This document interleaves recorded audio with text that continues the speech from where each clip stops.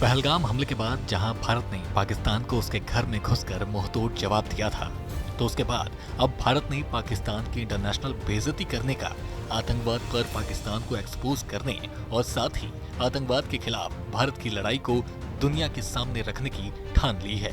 भारत अब आतंकवाद को लेकर कड़ा संदेश देते हुए सांसदों के एक प्रतिनिधि मंडल को विदेश भेजने जा रहा है। ये डेलीगेट्स दुनिया के विभिन्न देशों का दौरा करेंगे और पाकिस्तान के झूठ को उजागर करेंगे।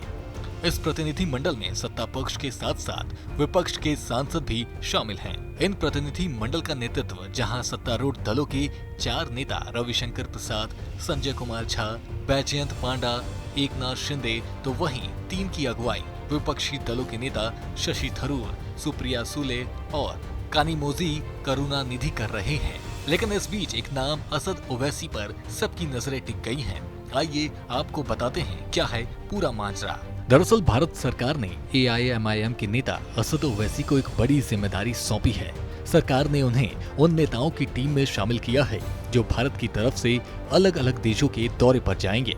असद ओवैसी भाजपा सांसद बैजयंत पांडा के नेतृत्व में सऊदी अरब, कुवैत, बहरीन और अल्जीरिया जाएंगे। साथ ही यहाँ वो भारत सरकार के आतंकवाद के खिलाफ जीरो टॉलरेंस की नीति और पाकिस्तान के आतंकवाद को समर्थन करने पर आतंकिस्तान की पोल भी दुनिया के सामने खोलेंगे। आपको बता दें कि पहलगाम आतंकी हमले के बाद ओवैसी ने पाकिस्तान को जमकर लताड़ भी लगाई थी।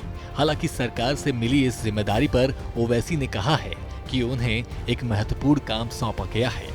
वे भारत की तरफ से आतंकवाद के खिलाफ लड़ाई और ऑपरेशन सिंदूर के बारे में दुनिया को बताएंगे। इस बीच ओवैसी के पाकिस्तान में भी जमकर चर्चा हो रही है, जिस पर AIMIM प्रमुख ने कहा कि हम आजकल पाकिस्तान के दूल्हा हो गए हैं। बिल्कुल, हम पाकिस्तान के दूल्हे भाई हो गए आजकल।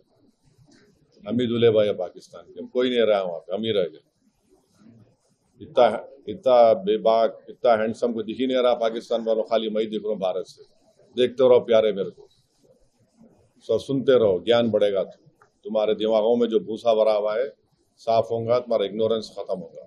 ओवैसी सिर्फ पाकिस्तान पर ही नहीं बरसे, बल्कि टर्की से लेकर अमेरिका पर भी उन्होंने अपनी भड़ास निकाली और भारत से पिटाई खाने के बाद पाकिस्तान ने जहां खुद को इस्लामी देश के रूप में पेश करने की कोशिश की, उस पर भी पाक को आड़े हाथ लिया।